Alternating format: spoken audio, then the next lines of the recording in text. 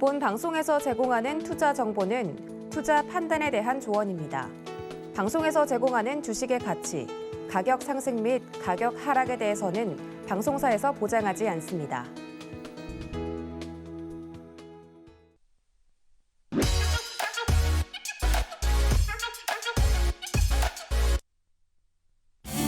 주식의 유용한 정보 여기 다 모여 있습니다. 안녕하세요. 주유소 2부 머니트렌드 진행을 맡은 이혜은입니다. 자, 오늘은 좀 자랑으로 시작을 해보려고 합니다. 사람은 이름을 잘 지어야 한다고 그러잖아요. 저희 프로그램 제목이 머니트렌드여서 그런지 정말 돈이 흐를 곳을 딱딱 정확하게 짚어드리고 있습니다. 저희 방송 말미에 제공해드리고 있는 머니 종목이 정말 빨갛게 힘있게 잘 가고 있습니다. 자, 연일 상한가를 갔던 한일사료에 이어서요. 어제 이주연 파트너가 머니 종목으로 선정했던 한국선제. 어제 종가가 7,090원이었는데 오늘 장중에 8,400원까지 올랐고요. 오늘 장 9% 가까이 오르면서 마무리를 했거든요. 오늘 양시장 표정은 조금 엇갈렸지만 저희 방송과 함께 하시면 이렇게 머니 트렌드라는 제목처럼 잘 가는 종목들, 힘 있는 종목들 얻고 가실 수가 있습니다. 자, 오늘 방송도 끝까지 꼭 보시고요. 머니 종목까지 챙겨 가셨으면 좋겠습니다. 자, 그럼 자랑은 여기까지 하고요. 오늘 마감 시황 먼저 보시죠. 네, 오늘 양지수 분위기 엇갈렸습니다. 코스피 지수는 소폭 내렸지만 간밤 미국 증시에서 주요 3대 지수 하락에도 불구하고 코스닥은 상승 마감했는데요. 코스피 지수 먼저 보시면요. 전날보다 0.2% 하락한 2,729.66포인트의 장을 마쳤습니다. 하락 출발한 지수는 장중에 2,705.14포인트까지 하락을 하면서 2,700선을 다시 빼앗기는가 했지만 다행히 점차 낙폭을 축소했습니다. 금리 인상 이슈로 흔들린 미국 증시에 또 삼성전자 블록딜 이슈까지 겹쳐서 상황이 좋지 않았던 오늘 코스피 시장이었는데요. 그럼에도 개별 종목 위주로 올라주면서 낙폭은 크지 않게 잘 마무리를 했습니다. 코스닥도 움직임이 크지는 않았지만 상승은 개인이 견인했습니다. 코스닥 지수는 전 거래일보다 1.18포인트 오른 931.75포인트에 마감했는데요. 926.29포인트의 하락 출발한 지수, 920포인트 선에서 등락을 반복하다가 개인의 매수세에 힘입어서 장중 상승 전환했습니다. 자, 그러면 수급도 보시죠. 네, 먼저 코스피 수급 동향입니다. 오늘 양시장에서는 개인만 매수세를 보였습니다. 네, 오늘 코스피 시장 수급도 보시죠. 자, 개인이 오늘 5,091억 원을 사들였고요. 기관이 1조 5,859억 원을 팔아냈습니다. 외국인이 1조 219억 원 사들이는 모습을 보였습니다. 다음으로 코스닥 투자 동향도 보시죠. 네, 개인이 1,480억 원을 사들였고요. 기관이 225억 원, 외국인은 841억 원을 팔아내는 모습이었습니다. 네, 계속해서 오늘 시장을 움직인 머니 이슈도 함께 살펴보시죠. 네, 오늘 첫 번째 이슈, 삼성 두산 오너일가 보유지분 블록딜 처분 나서 이렇게 좀 제목이 붙어 있는데요. 또 6만전자가 됐습니다. 시총 1위 종목의 약세는 코스피 지수까지 끌어내렸죠. 오늘 삼성전자 종가 6만 9,800원이었는데요. 이슈는 시간외 대량 매매 블록딜이었습니다. 업계에 따르면 이번 블록딜 물량은요. 지난해 10월 홍라이 전 미움미술관장이 고 이건희 삼성전자 회장의 유산 관련 상속세 재원 마련을 위해서 신탁 계약을 맺은 물량으로 알려졌는데요. 삼성 오너일가는 2020년 고 이건희 회장 별세 이후 상속세 납부를 위해서 잇따라 주식 처분에 나서고 있다고 하죠. 지난 22일에는 이부진 호텔신라 사장, 이서연 삼성복지재단 이사장이 각각 삼성 SDS 지분을 블록딜로 처분한 바가 있습니다. 자, 블록딜은 통상적으로 주가 하락으로 이어지는데요. 물량이 대량으로 풀리는 데다가 대주주의 지분 매각이 현재 고점이라는 인식을 주기 때문입니다. 주가 하락 우려로 투심이 함께 얼어붙는 건 덤이겠죠. 삼성뿐만이 아닙니다. 오늘 두산 주가도 하락했죠.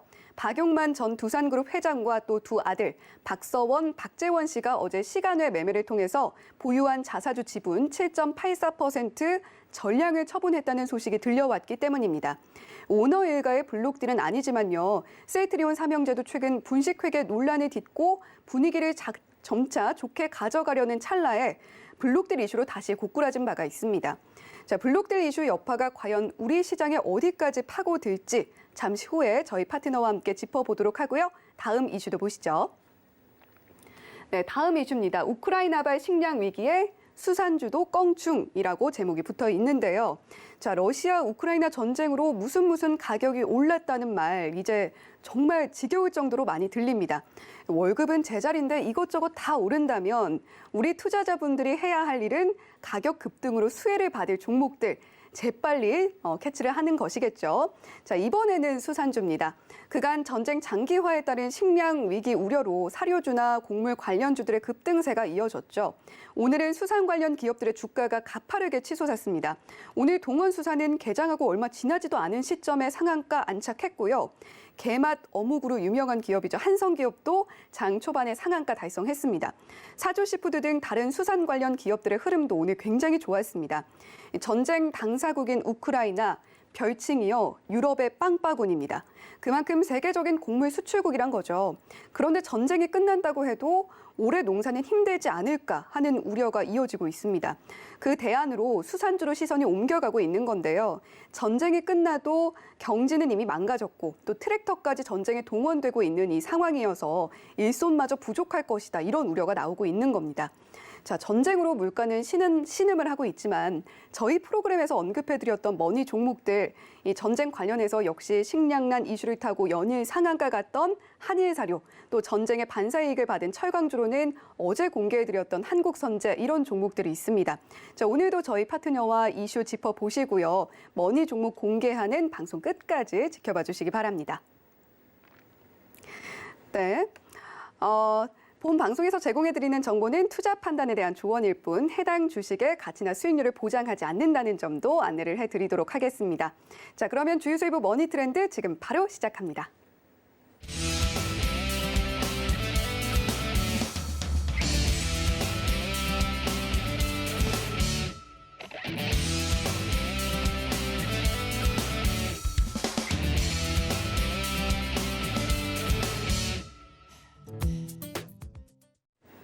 네, 오늘 시장을 움직인 이슈 짚어보는 머니 이슈 시간입니다.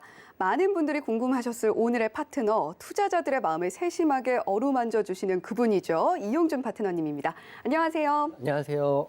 네, 오늘 저희 머니 트렌드에서는 또 처음 뵙잖아요. 네네, 처음 뵙죠. 오늘 방송 나름 또 첫 방송이라고 하면 네네네. 소감이 또 있으실 것 같은데 한마디 좀 해주시죠.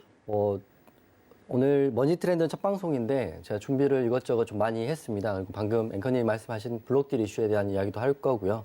그리고 수산주에 대한 이야기, 그리고 수산주 다음의 종목들 섹터도 궁금하실 것 같아서 그런 내용들까지 준비를 해갖고 왔으니까요. 방송 그리고 마지막에 제가 골라온 토픽 한 종목도 오픈해 드릴 테니까 끝까지 시청해 주시면 좋겠습니다. 네, 우리 이용준 파트너와 함께하고 싶으신 분들 샵 0082번으로 이용준이라고 보내주시면 더 많은 이야기 함께 나누실 수 있으니까요. 샵 0082번으로 이용준이라고 보내주시거나요. 하단에 나오고 있는 QR코드 기본 카메라 스캔하시면 역시 참여 링크 안내가 가고 있습니다. 이 점도 참고하셔서 많이 들어와 주시길 바랍니다. 자, 그러면 오늘 머니 이슈 본격적으로 좀 질문을 드려볼게요. 지난 22일에 삼성 SDS의 블록딜이 있었고 어제 또 1조 원이 넘는 규모의 삼성전자 블록딜 물량이 나왔습니다. 네네네. 이 삼성그룹의 블록딜 배경 아무래도 좀 그 세금 문제 네네. 때문이라고 이야기가 나오고 있는데 물량이 어느 정도였는지 배경이 상세하게 어떻게 되는지 좀 짚어주시면 좋을 것 같아요. 네, 제가 그저께 삼성 SDS 블록딜하고 셀트리온 블록딜을 한번 설명을 해드렸었거든요. 네. 그래서 우선 블록딜에 대한 개념들은 다 추상적으로 많이들 알고 계실 거예요. 왜냐하면 굉장히 큰 금액의 금액을 매도한다 이렇게 생각하실 텐데 블록딜의 개념 간단히 설명드리고요. 사실은 블록딜이라는 개념은 단기적으로 악재는 분명합니다. 하지만 어떤 회사냐에 따라서 주가가 어떤 위치냐에 따라서 블록딜의 상황은 나중에는 바뀔 수가 있기 때문에 오늘 지금 내용 말씀해 드릴 테니까요. 잘 새겨 들으시고요. 이게 블록딜의 기회일 수도 있다 이렇게 생각하시면 좋을 것 같습니다. 먼저 블록딜의 개념을 제 사전적 의미를 설명을 해 드리겠습니다. 블록딜은 주식을 대량으로 보유한 매도자가 사전에 매도 물량을 인수할 자를 미리 구해놓고요.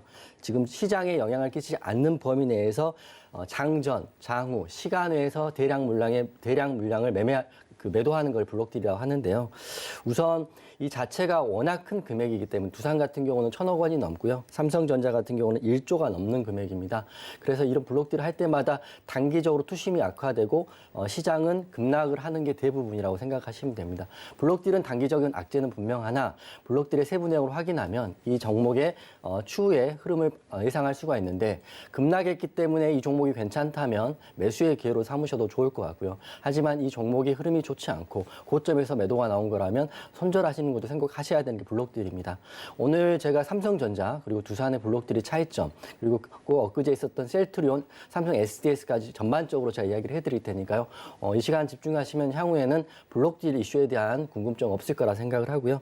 지금 또 이렇게 세부적으로 말씀을 드릴까요? 네네. 네. 네, 바로 설명을 드릴 텐데 삼성전자 블록딜 설명을 드리겠습니다.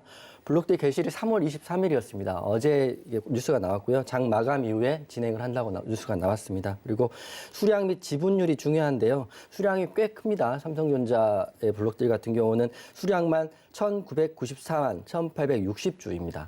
금액으로 하면 1조 3,720억인데요. 뭐 상상도 못하는 큰 금액입니다. 1조가 넘은 금액이고, 그리고 삼성전자의 지분의 0.33%입니다. 지분으로는 크지 않지만 워낙 큰 종목이기 때문에 금액이 크다 이렇게 보시면 되고요. 매각 가격은 68,800원에 매각을 한다고 나와 있어요. 그래서 이게 보면 전일 종가는 75,500원이고 지금의 오늘의 종가는 69,800원이거든요. 69,800원보다 조금 낮은 68,800원에 블록딜이 시작될 건데, 삼성전자는 사실은 이렇게 공부를 하고 우리가 종목 매매하면서 느끼는 건데 사실은 6만 전자다 그래서 많이 빠지긴 했습니다. 하지만 삼성전자의 할인율 같은 경우는 보통 블록딜이라는 게 워낙 큰 금액이고요. 그래서 매도를 하기 쉽지 않기 때문에 5에서 최대 9% 또는 10%까지 할인율을 적용해서 매도 가격을 정하는데, 삼성전자는 그 5%, 최소가의 5%의 반도 안 되는 할인율 2.4%밖에 적용을 하지 않고 매도가를 68,800원으로 정했습니다.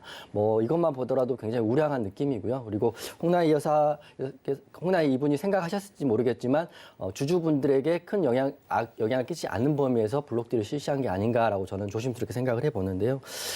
보통 왜 또 삼성전자는 가능했던 이유가, 삼성전자 호가를 보시면 한 호가당 굉장히 큰 금액들이 이렇게 쌓여 있는 걸 볼 수 있어요. 그래서 금액적으로는 1조 3,020억이 굉장히 큰 금액이지만 호가적으로 봤을 때는 큰 호가를 잡아먹거나 큰 호가를 해치지 않고 블록딜이 가능했기 때문에 할인율 2.4%가 적용됐다. 그리고 선방했다 이렇게 생각하시면 되고요.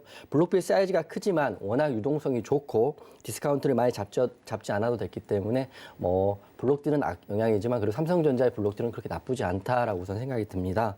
그래서 좀 더 설명을 해드리면, 셀트리온 같은 경우는 그제 보니까 할인율이 6에서 9% 정도 적용이 됐고요. 그리고 삼성 SDS도 상당히 큰 8.8%의 할인율이 적용이 됐습니다. 그에 비해서 삼성전자의 블록딜 할인율을 확인해 보시면 좀 도움이 될 것 같고, 그리고 그 삼성전자 주가가 오늘 69,800원입니다. 사실 블록딜을 했음에도 불구하고 하락률이 거의 없이 끝났거든요. 0.99% 하락은 사실 블록딜 하건 안 하던 간에 하락할 수 있는 수치다 이렇게 생각하면 될 것 같고, 그리고 블록딜에 대해서 제가 하나 짚고 넘어갈게. 블록딜 한 시점이 굉장히 중요합니다.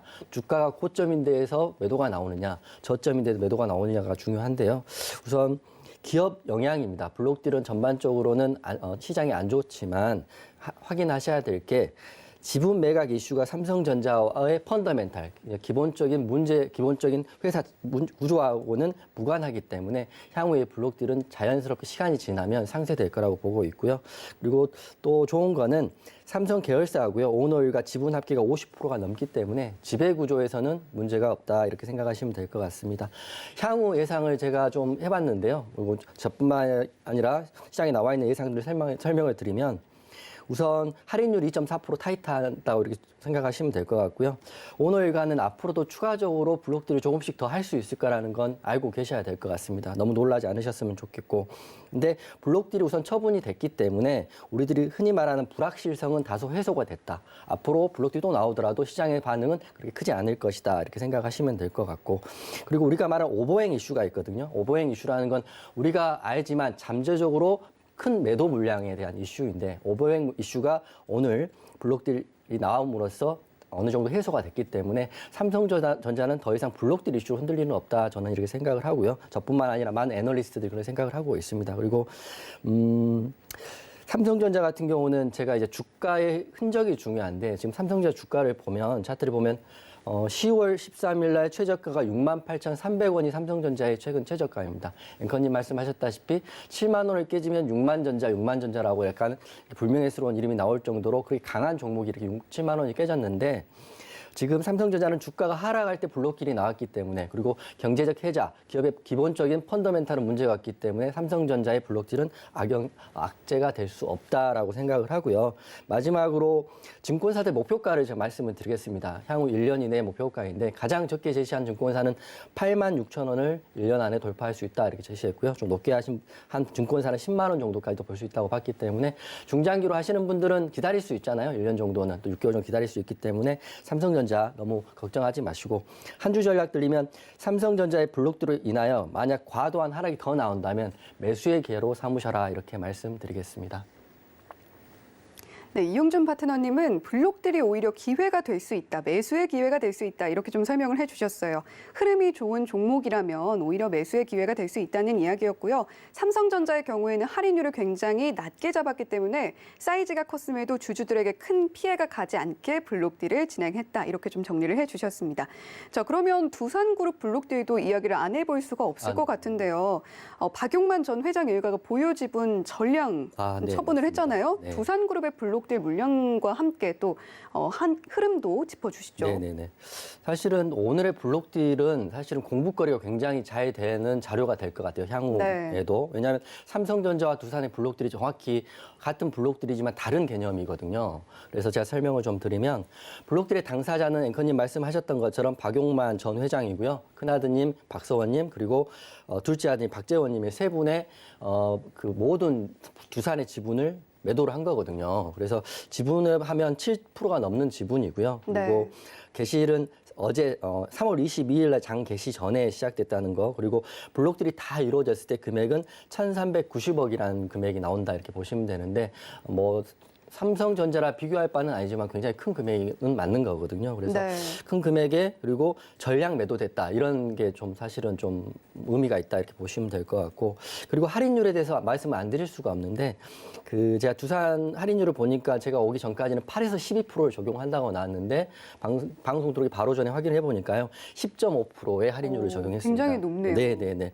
그래서 10만 3천 원에서 밴드 구간이 10만 7,500원이거든요. 그래서 전일 종가가 11만 7천 원이니까 굉장히 할인폭을 많이 적용해서 물량을 다 처리하겠다라는 생각을 하고 있어요. 그러니까 할인율이 크기 때문에 하락폭도 클 수밖에 없다 이렇게 생각하시면 될 것 같고요. 그리고 외국인이 매도를 많이 했더라고요. 그리고 오늘 주가를 보면 삼성전자하고 판이하게 다른데 삼성전자는 보합 수준에서 마무리가 된 반면에 두산 같은 경우는 마이너스 8%까지 빠졌다가 종가 부분에 좀 올라서 마이너스 5%에서 마감이 됐습니다. 그래서 네. 현재가는 두산 같은 경우는 11만 1,000원이고요. 외국인 수급자체는 외국인이 매도를 했다 이렇게 보시면 되는데 제가 블록딜을 확인할 때는 앞으로 기준을 3개 정도 잡으시면 될 것 같아요. 누가 블록딜의 대상자인지 보시고요. 할인율을 확인하시고요. 그리고 마지막으로는 주가의 어느 시점에서 블록딜이 되는지 확인하시면 이게 매수의 기회일지 아니면 악재일지를 본인이 판단하는 기준이 될 것 같으니까 귀를 쫑긋 세워주시면 될 것 같습니다. 우선 다음 얘기도 말씀을 드리면 우선 제가 말씀을 드리면 블록딜은 대부분 고점이라고 생각을 하잖아요. 그래서 네네. 고점이 생각하기 때문에 블록딜은 단기적으로는 악재가 맞습니다. 그래서 차트를 보면 말씀을 드릴 텐데 우선 최근에 블록딜은 셀트리온 확인하고요. 삼성 SDS 확인하고 두산, 삼성전자 이걸 다 확인해 보면 좀 답이 나올 것 같습니다. 일반적인 블록딜의 그 악재인 경우에 특히 악재인 경우에는 주가가 고점인 경우에가 악재라고 보시면 되는데 우선 두산 차트를 한번 보면서 제가 말씀을 드리겠습니다. 예, 차트 보이시죠? 예, 두산 차트는 오늘 종가 11만 1,000원에 끝났고요. 이 보시면 이 갭 구간이 갭 하락으로 크게 했습니다. 이렇게 동그라미 친 구간인데 사실은 저가까지 한다면 오늘 8.97%까지 빠진 거거든요. 그래서 분명히 시장에서 악재로 받아들이는데 차트를 좀 길게 보면 삼성전자와는 다르게 두산의 흐름은 최근에 굉장히 좋았습니다. 뭐 두산 지주사의 흐름이 좋았다기보다도 두산중공업이 특히 그런 두산의 흐름을 좋게 해줬는데 우선 원전 재개 이슈도 있었고 그리고 친환경 에너지 이슈도 있었기 때문에 에너지 사업을 주로 하는 두산 같은 경우는 흐름이 가장 좋을 때인 것 같습니다. 뭐 바닥 구간까지 보면 작년에 보면 바닥이 5만 원대였으니까요. 11만 원까지 올라왔기 때문에 두산은 주가가 많이 올랐다고 볼 수 있어요. 이런 시점에서 전량 매도의 블록들이 나왔다는 건 당분간은 사실은 하락을 하지 않을까라고 조심스럽게 예상을 하고 있고요. 다시 말 정리해드리면 주가가 어느 시점에서 블록들이 누구에게 나왔느냐 이게 굉장히 중요합니다. 삼성전자는 기회일 수 있고 두산은 악재의 시작일 수 있다. 하지만 둘 다 큰 기업이기 때문에 흐름을 좀 보면서 대응하면 될 것 같습니다. 이게 두 개가 명확히 비교가 된다 이렇게 말씀드릴게요. 네, 두산그룹의 경우에는 삼성전자와는 조금 다른 흐름을 보였던 블록들이었다 이렇게 이야기를 해주셨어요. 삼성전자의 할인율이 2%였던 것과 비교를 하면 두산그룹의 경우에는 10%대로 굉장히 높았다. 이렇게 좀 설명을 해주셨는데요.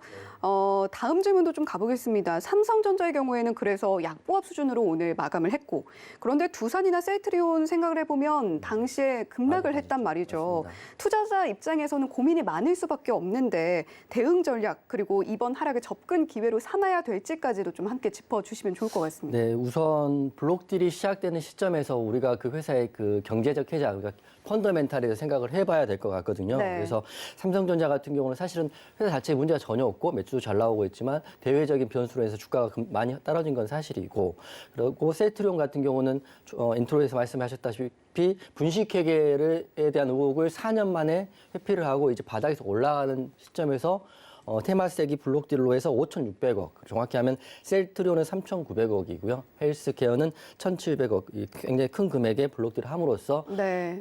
특히 개인 투자자들한테는 찬물을 끼얹는 격이었습니다. 투심이 살아가고 이제 불씨가 올라가는 상황에서 또 주가는 굉장히 바닥이었기 때문에 더 이상 빠질 건 없다고 개인 투자자는 생각을 했거든요. 그리고 굉장히 많은 개인들이 물려있고 손해폭이 컸을 텐데 셀트리온의 분식회계 의혹을 벗어나고 이제 뭐 바이오시밀러 사업을 본격적으로 하면서 블록딜 했는데 블록딜이 딱 나오면서 다시 투심이 꺾여버렸거든요. 네. 그래서 정말 안타까운 일이 아닐 수 없습니다. 셀트리온도 7%가량 빠졌고요. 셀트리온 헬스케어, 셀트리온 제약은 블록딜도 없었지만 덩달아서 같이 빠진 경이 있기 때문에 물론 단기적으로 악재가 맞습니다. 그렇지만 제가 어제도 한번 차트 비교를 해드렸었는데요. 셀트리온의 블록딜 내용을 좀 보면 왜냐하면 이 회사 블록딜이 테마색이 좀 2년에 한 번꼴로 나오기 때문에 보시면 향후에 블록딜이 나왔을 때 그 회사를 본인이 잘 연구하고 이해한다면 기회로도 삼을 수 있기 때문에 제가 차트를 한번 보여드리고요.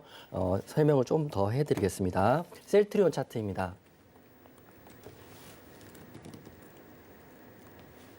네, 셀트리온 차트인데요. 사실은 이렇게 보시면 블록들이 나온 날 6%, 7%까지 빠졌고요. 시간에서 마이너스 4% 정도 빠졌고 이 동그라미 친구간이 블록딜의 사실은 결과라고 보시면 될 것 같습니다. 많이 빠졌고 문제는 21선, 그러니까 우리가 생각하는 기술적 분석상 강력한 지지라인 21선을 깼고요. 오늘도 마이너스 0.88% 빠져서 끝났는데 투심이 많이 움츠러들 수밖에 없거든요. 왜냐하면 블록들이 나올 때 사람들은 생각을 하죠. 이제 올라갈 일밖에 없는데 혹시 내가 모르는 악재가 있는 건 아닌지. 왜냐하면 테마색이 왜 이렇게 많이 팔았을까 이런 고민을 할 수밖에 없는데 제가 2020년 4월 1일도 테마색이 블록딜로 해서 6,300억 정도를 블록딜을 했거든요. 그때 차트를 한번 보여드릴 테니까요. 비교를 해보시면 좋을 것 같습니다. 2020년 4월 1일 차트를 보여드릴게요.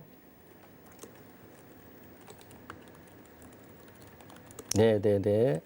2020년 4월 1일 차트, 여기 있네요. 이 동그라미 친구가 보시면 될 것 같은데요. 이게 블록딜 했던 겁니다. 이렇게 차트를 이렇게 좀 길게 놓고 보면, 2020년 4월 1일입니다. 그 전날 고가 25%까지 올랐기 때문에 우선 좋은 이슈로 셀트리온은 많이 이제 또 반등하려고 했었는데 고가가 난 바로 그 다음 날 블록딜 이슈로 마이너스 13%까지 빠졌습니다. 그래서 이 동그라미 친구만 보면 사실은 이 뒤편 장대 음봉 뒤편을 우리가 모른다고 생각했을 때는 굉장한 많은 투자자들이 손절을 했거나 아니면 수익을 상당 부분 반납을 하고 손을 털었을 가능성이 굉장히 큽니다. 하지만 블록딜 이후의 이슈를 보면요. 제가 차트를 돌려드리고 이때 가격이 19만 원 정도거든요. 19만 원, 18만 원인데 블록들이 있고 나서 3개월 후에 주가를 한번 보여드리겠습니다. 이게 보시면 꼭 최고가가 32만 원까지 올라갔거든요. 블록들이 이후에 셀트리온 같은 경우는 여기서부터 여기까지 하면 24%에 30% 정도 수익이 난 건데 그래서 블록딜에 대해서 이게 기회일지 악재일지는 한번 판단을 하고 공부를 하셔야 될 것 같습니다. 물론 2020년도 4월 1일의 셀트리온과 현재 2022년 3월 24일의 셀트리온은 분명 다른 느낌일 수 있기 때문에 블록딜 금액도 적지 않고 테마색이 5,600억을 이번에 했기 때문에 앞으로 셀트리온 좀 흐름을 보면서 대응하셔야 되는데 블록딜이라고 해서 무조건 주가가 하락한다 이런 개념은 아니라는 걸 제가 말씀드리기 위해서 비교를 해드린 거니까 향후에 기준 삼고 하시면 될 것 같고요. 셀트리온 그 21선 위에 올라오면 한 번 더 확인해 보시면 좋을 것 같습니다. 네, 블록들이 기회인지 아니면 정말 위기인지 투자자들의 신중한 판단이 필요하다 이렇게 이야기를 해주셨어요. 네, 다음 이슈로 넘어가 보도록 하겠습니다. 자, 우크라이나 전쟁이 길어지면서 식량에 대한 위기감이 상당히 고조가 됐고요. 오늘은 수산주들이 움직였어요. 네. 오늘 상한가가 간 종목들도 있었는데 관련주들 흐름 좀 먼저 네, 네. 짚어주시죠. 우선 수산주들의 급등이 나왔습니다. 특히 상한가도 나왔는데 앵커님 말씀하셨다시피 장 시작하자마자 상한가를 이렇게 굳혀줬거든요. 그리고 보면 한성기업이 우선 상한가를 갔고요. 네. 그리고 동원수산이 상한가를 갔고 그다음에 사조 시푸드가 15% 이상의 급등이 나왔습니다. 우선 우크라이나 문제로 또 장기화되기 때문에 처음에는 원유가 올랐고 그다음에 니켈값, 그다음에 알루미늄, 순서대로 하면 식품, 그다음에 사료, 농기계까지 사실 왔거든요. 사실은 이제 더 오를 게 없다고 생각할 정도로 한 바퀴가 돌았는데 WTI 원유 선물은 자꾸 오르니까 90달러 밑으로 떨어졌다가 또 다시 110달러 오르니까 또 원유 쪽에 약간 반응이 오는 것 같았지만 시장은 사실은 항상 새로운 재료를 원하고요. 새로운 종목의 수급을 원합니다. 그렇기 때문에 오늘 같은 경우는 수산물 관련주들이 올라왔다고 보시면 될 것 같은데 우리가 주식을 하면 사실은 10년 이상 주식을 하다 보면 이 사이클에 대해서 익숙할 수밖에 없는데 쉽게 말씀드리면 악재가 나오면 악재에 바로 해당되는 그 종목 그리고 그 다음 종목, 그 다음 종목, 그 다음 종목 이렇게 가면 되는데 제가 봤을 때는 수산물이 오르고 닭고기, 하림이 오르면 사실 거의 악재의 끝이 한 바퀴 돌았다고 생각하시면 될 것 같거든요. 그래서 오늘 수산물 관련주가 상승이 나왔기 때문에 오늘이나 내일 정도는 강할 수밖에 없다 이렇게 생각하시면 되고 하림도 올랐는데 하림은 사실은 강한 수급이 없었기 때문에 윗꼬리를 달고 좀 무너져 있습니다. 그래서 대장주는 한성기업과 동원수산이 맞고요. 그래서 내일 한 번 더 강한 상승이 나올 거라고 생각을 하고요. 대장주인 한성기업과 동원수산이 너무 빨리 제가 분봉을 좀 보여드리면 너무 빨리 상한가를 갔습니다. 9시 28분이니까 하는 사이에 급등이 나와버렸거든요. 근데 네. 급등 나오는 금액도 보면 한성기업이 굉장히 시총이 작은 기업입니다. 시총으로 하면 460억밖에 되지 않는데 오늘 상한가를 굳힌 거래 대금이 330억밖에 되지 않아요. 그러니까 330억 우리가 큰 금액이지만 사실은 몇 명만 사실 거래하면 330억은 금방 나올 수 있거든요. 그러니까 의도적으로 올린 거니까 오늘 내일 흐름은 좀 좋을 것이다 이렇게 생각이 되고요. 그래서 한성기업, 동원수산 분봉상 9시 반 정도의 상한가를 굳혔기 때문에 이제 그 다음 시총이 좀 큰 수산주들이 움직였습니다. 사조 시푸드가 움직였는데 아무래도 시총이 큰 금액이고 시장에서 상한가를 굳힌 테마이기 때문에 상한가를 굳히기는 힘들었겠을 것 같아요. 그래서 다소 윗꼬리가 달리고 무너지긴 했지만 사조 시푸드도 흐름은 아직 살아있다 이렇게 보시면 될 것 같습니다. 급등 사유는 제가 여기저기 좀 조사를 해보니까 재료는 명확합니다. 이게 재료에 무조건 식품이 가서 수산이 갔다 이렇게 보기는 힘들 것 같고요. 지금 그 수산물 가격 상승률이 만만치가 않더라고요. 제가 보니까 러시아, 우크라이나에서 이제 수입 의존도가 높은 품목 중에 하나가 연어하고 명태거든요. 우리가 보면 명태, 연어 보면 러시아산 이렇게 많이 써졌고요. 우리가 좋아하는 킹크랩도 사실 보면 러시아산 많이 써져 있습니다. 네. 그래서 보면 킹크랩 좋아하시나요? 그럼요. 네. 비싸서 못 먹게 하죠. 그래서 왜 이게 더 비싸졌는지 여기에 이유가 있습니다. 네. 전쟁 장기화로 연어도 금액이 굉장히 올랐는데 그 이유가 연어를 수입해 오려면 보통 이제 연어는 신선식품이기 때문에 배로 움직이지 않고 항공으로 움직이거든요. 네. 그래서 빨리 오려면 러시아 항공로를 이용해서 와야 빠릅니다. 근데 러시아 항공로를 지금 이용할 수가 없고요. 돌아서 와야 이렇게 되기 때문에 항공 운임이 우선적으로 3배 이상 올랐다고 합니다. 게다가 또 항공료도 많이 올랐잖아요. 네. 기름값도 오르고 항공 운임도 오르기 때문에 다 오르네요. 사실은 물 다 오르죠. 월급 빼고 다 오른다고 보시면 될 것 같습니다. 물류가 이렇게 비싸졌기 때문에 최종 소비자 소매가는 올라갈 수밖에 없다. 그 중심에는 연어, 명태, 킹크랩인데요. 지금 노량진 시장 좋아하시는 분들 많이 가시겠지만 노량진 시장에서 제 기록이 나와 있는데요. 이번 달 21일 날 가격을 확인해 보니까요.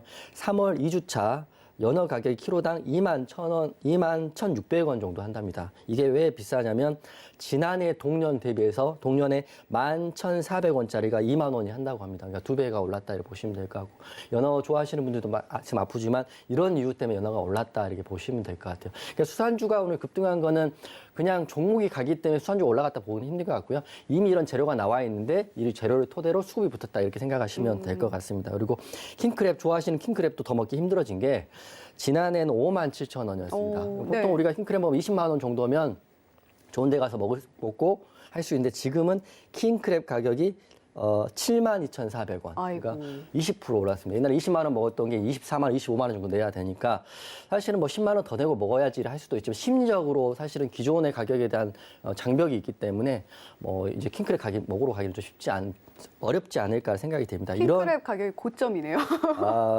더 오르나요? 더 오를 수도 있죠. 네, 더 오를 수도 있고. 그러니까 돈이 아주 많은 사람이 아니고서는 이런 그 소비자 가격에 대해서 민감할 수밖에 없거든요. 예전에 10만 원에 먹었던 걸 15만 원 내기가 사실 쉽지 않거든요. 그쵸. 본인의 효용 가치에 한계가 있기 때문에. 그래서 앵커님은 당분간 킹크랩을 못 드신다 이렇게 생각하시면 될 것 같아요. 슬프네요. 네, 슬프시죠.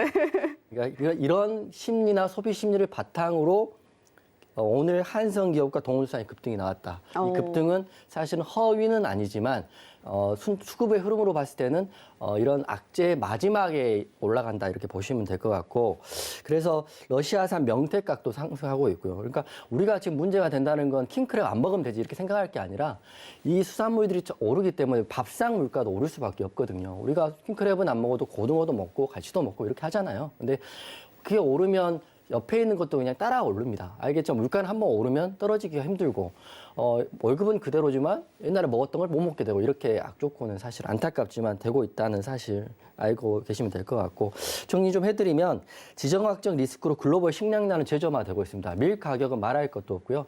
앵커님 말씀하셨던 것처럼 러시아, 우크라이나가 전 세계의 밀의 40%를 생산하고 있기 때문에 빵을 만드는 나라인데 우리가 빵을 못 먹게 정도 비싸진다는 거죠. 언제 끝날지도 모르고 전쟁이. 그래서 원료, 사료, 식품주가 급등한 후에 이제 수산물주까지 왔기 때문에 악재로 인한 테마의 마지막까지는 왔다 이렇게 생각합니다. 제가 주식을 해보면 수산주 가고 닭고기 가면 거의 끝나더라고요. 악재로서는. 네. 근데 이제 굳이 조금 더 진짜 쥐어짜서 그 재료 섹터를 하나 더 찾는다면 닭고기 한 번 더 올 수도 있고요. 마니커 할인 보시면 될 것 같고 그리고 제가 오늘 보니까 진짜 이제 이건 사실 좀 생경한 이슈인데 나무 가격이 오른다 이런 이야기가 있습니다. 원목 가격 있잖아요. 그래서 원목 관련해서는 여러분들이 한번 확인해 보시면 좋겠지만 제가 알기로는 이건 산업 같은 종목들이 나무 관련 기업으로 알고 있어요. 주가 반등이 없더라고요 아직. 그래서 내일 혹시 급등이 나오면 이용준이 이걸 맞췄다 이렇게 생각하시면 될 것 같습니다. 이제 마지막까지 왔기 때문에 너무 안타까운 일이지만 물가는 이렇게 차분차분 오르고 있다. 급격하게. 우리는 모르지만. 이해하시면 될 것 같습니다. 우크라이나 식량 위기가 이렇게 되고 있습니다. 네. 일단 우리가 제가 좋아하는 킹크랩, 뭐 연어 이런 것들 가격이 정말 상승률이 심상치가 않고 일단 수산물 오늘 내일 강할 수밖에 없다. 이렇게 좀 정리를 해주셨어요. 자, 식량난 우려에 이미 다양한 섹터, 뭐 곡물도 그렇고 뭐 철강도 그렇고 오늘 수산도 그렇고 또 앞으로 남은 종목으로 뭐 닭고기까지 이렇게 짚어주셨는데 크게 움직인 섹터들 간단하게 짚어주셨고 그런데 또 전쟁이 예상보다 굉장히 길어지고 있단 말이죠. 네. 이런 상황에서 언제 끝날지마저 장담이 안 되고 있는 상황입니다. 네. 관련주들 접근을 사실 지금 해도 괜찮을까 조심스럽거든요. 맞습니다. 어떻게 하면 될까요?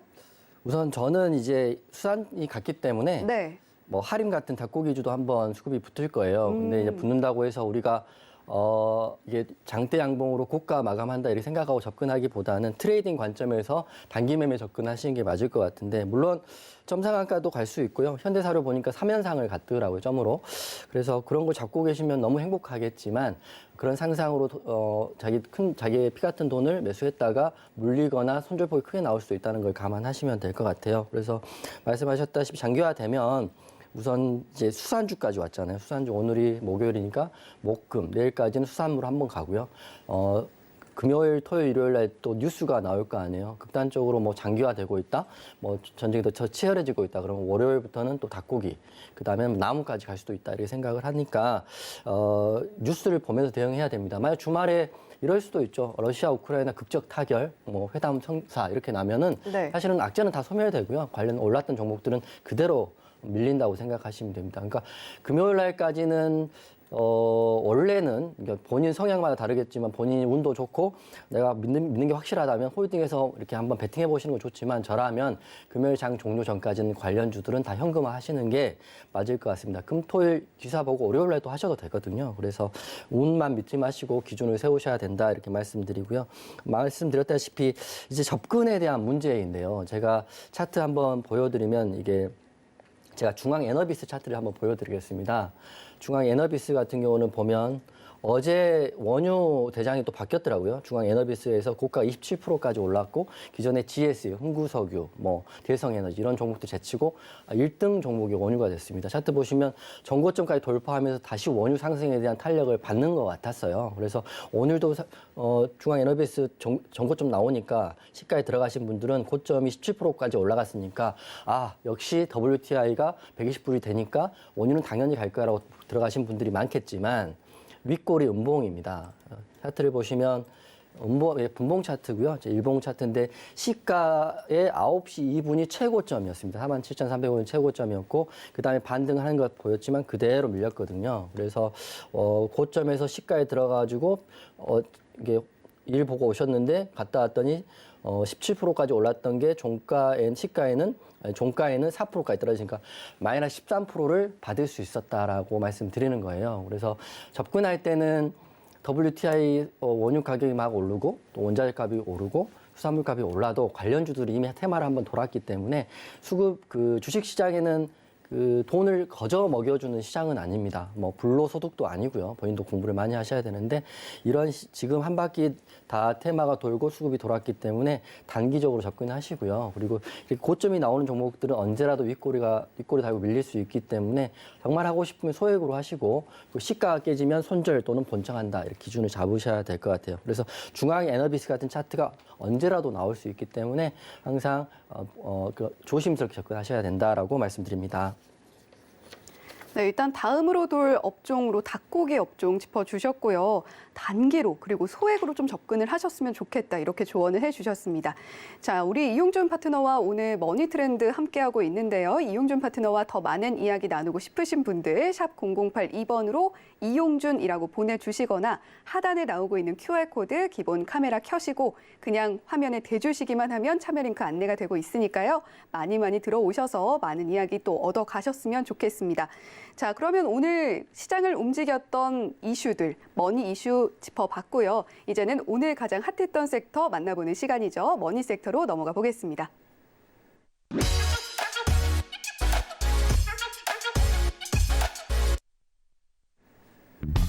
네, 오늘의 머니 섹터는 중소형 건설주입니다. 오늘 건설업종 0.74% 상승하는 모습이었는데 일성건설 같은 중소형 건설주는 상한가 터치했습니다.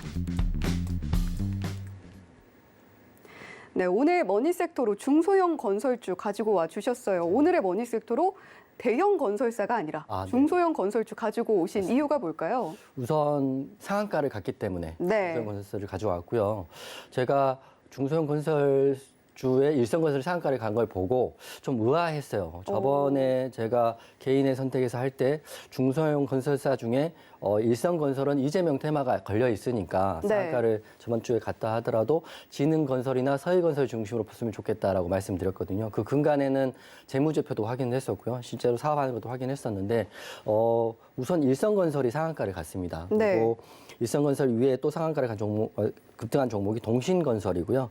범양건영 이런 중소형 건설 중에 지능이나 서희가 더 급등 나왔던 종목이 간 게 아니라 순서로 일성, 동신, 범양이 갔거든요. 그래서 제가 준비를 하면서 사실은 두리뭉실한 테마인가? 이게 그 건설주 테마로 가서 그냥 간 건가라고 생각을 하고 그래서 준비를 했는데 이 세 종목에게 공통점이 하나 있습니다. 뭔가요?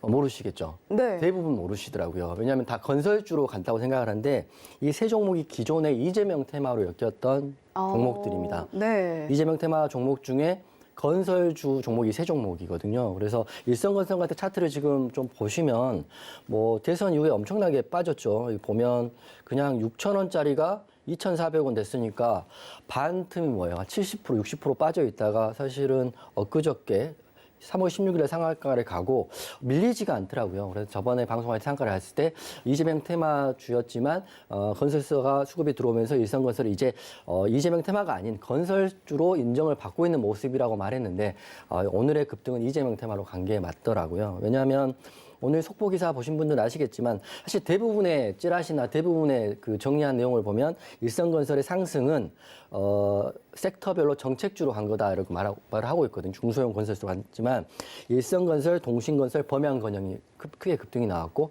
상대적으로 서희건설, 지능기업은 2, 3%밖에 오르지 않아서 네. 건설주로 간 건 아니고요. 오늘 보면 이재명계 박홍근님이라고 있는데요. 이분이 신임 원내대표로 당선이 됐다고 합니다. 네. 이게 뭐 어떤 의미인지는 뭐 정치 좋아하시는 분 아시겠지만 제 견해로는 이재명 계란이고 했으니까 아직 이재명 예전에 후보님의 그 힘은 아직도 여전하구나 이렇게 반응을 시장이 한 것 같아요. 말 끼워 맞추기 나름이지만 민주당 신임 원내대표는 이재명계 박홍근 님이 되셨다. 그래서 이 이후로 일성건설이 상한가에 들어갔고 거래대금 2,600억 정도 터졌고요. 그리고 동신건설도 거래대금 800억 정도 터지면서 18% 나왔고 범양건조 12% 나왔습니다.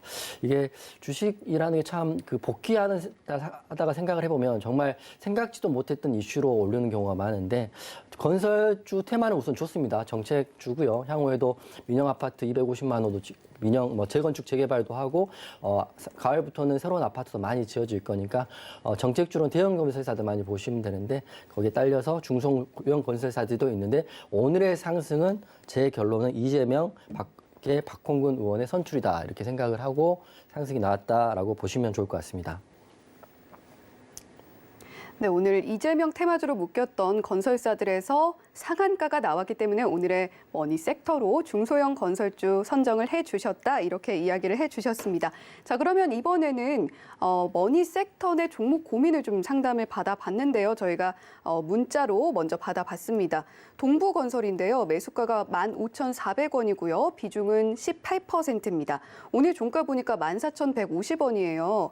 1.05% 하락했는데 지금 좀 이득을 보고 계시네요. 이분은 아마도 비중을 좀 늘릴까 고민을 하고 계신 것 같은데 동부건설 어떻게 좀 대응을 하면 좋을까요?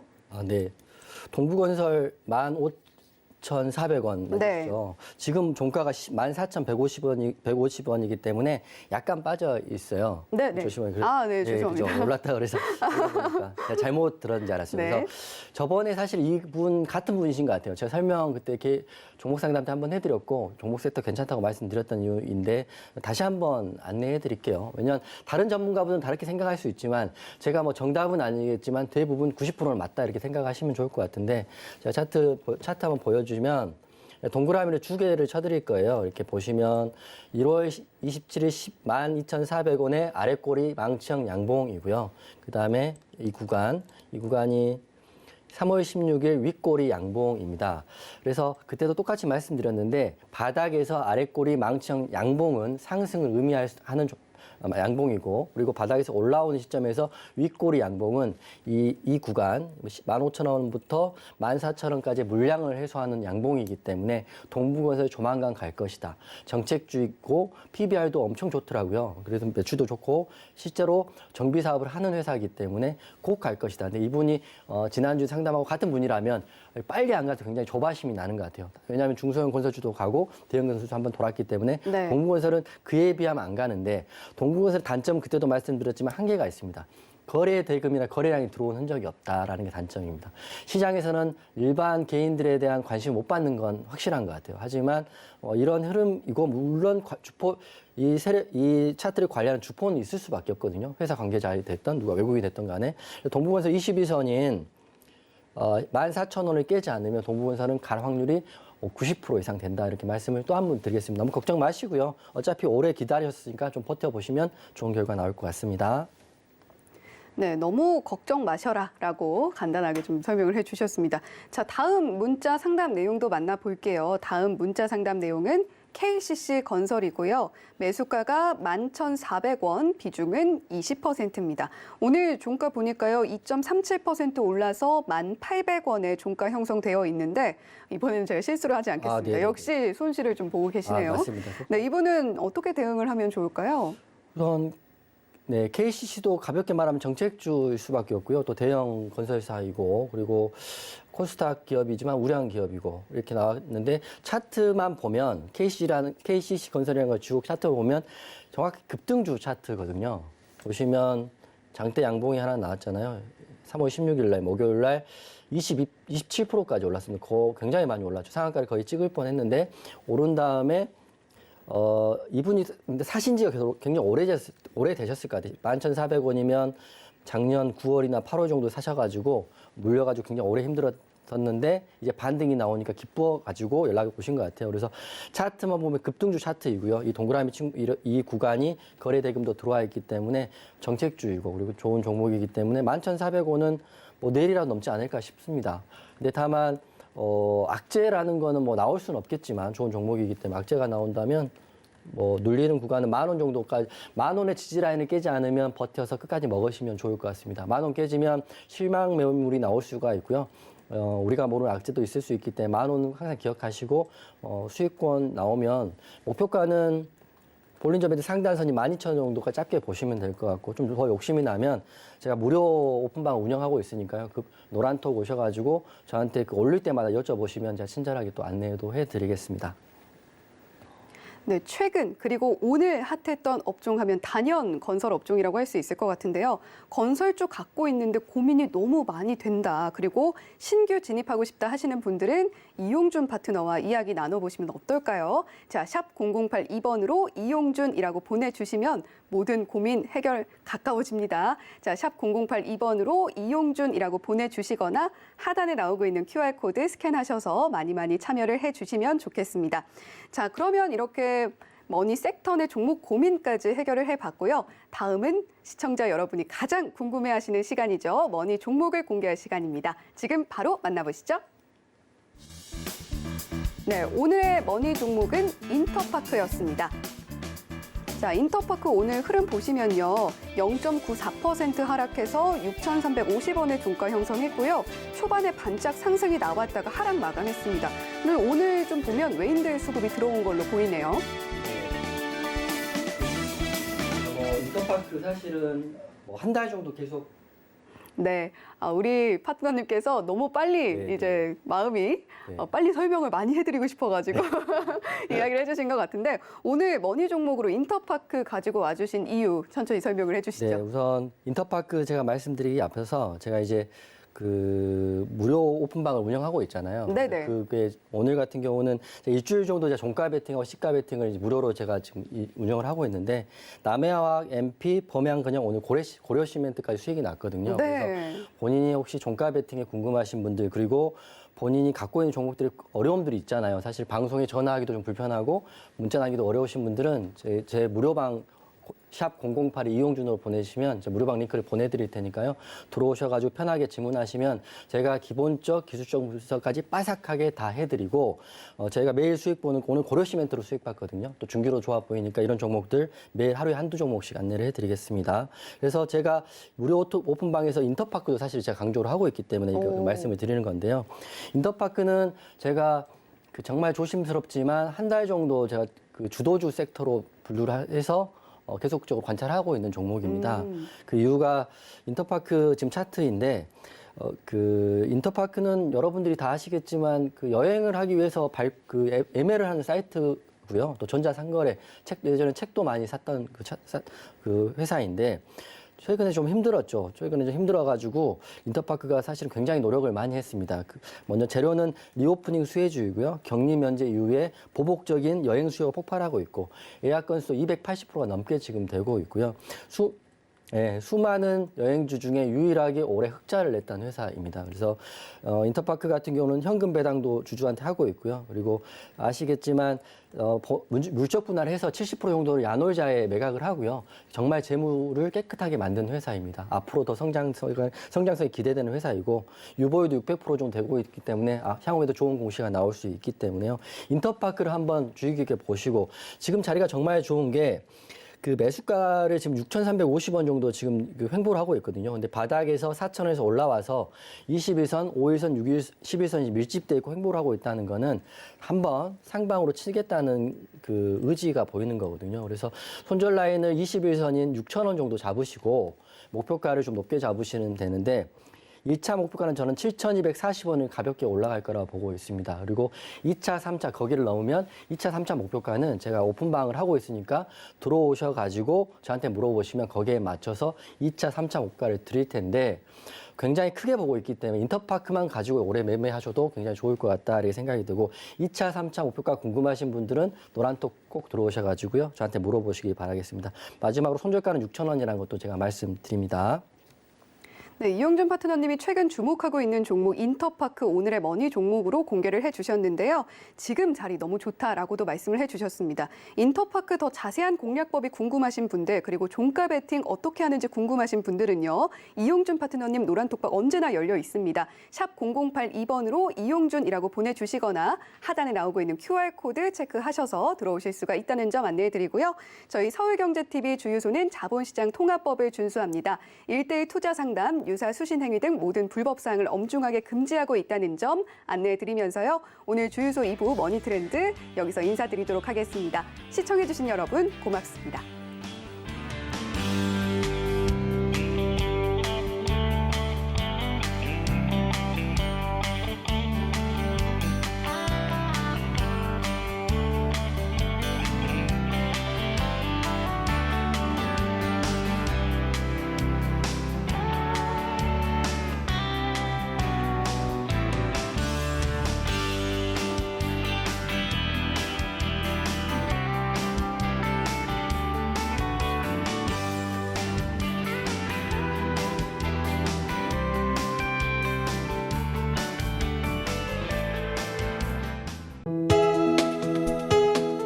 본 방송에서 제공하는 투자 정보는 투자 판단에 대한 조언입니다.